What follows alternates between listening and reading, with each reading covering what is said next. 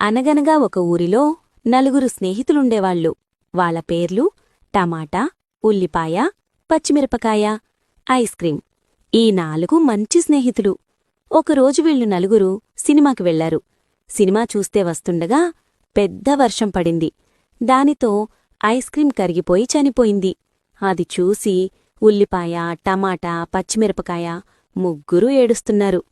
కాసేపు తర్వాత మళ్లీ నడుచుకుంటూ వెళ్తున్నారు. వెళ్లే దారిలో ఒక బజ్జీలబండి అతను ఒక పచ్చిమిరపకాయ తగ్గిందని వెళుతున్న పచ్చిమిరపకాయలు పట్టుకుని శనగపిండిలో ముంచి బజ్జీ వేసేశాడు. దానితో పచ్చిమిరపకాయ చనిపోయింది.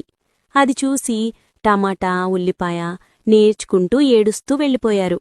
దారి మధ్యలో రోడ్డు దాటుతుండగా ఒక లారీ టమాటాపైనుంచి వెళ్ళిపోయింది.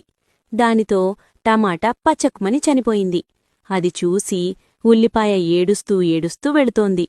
ఉల్లిపాయ శివుడికి తపస్సు చేసింది. శివుడు ప్రత్యక్షమై నీకు ఏమి కోరిక కావాలి అని అడిగాడు.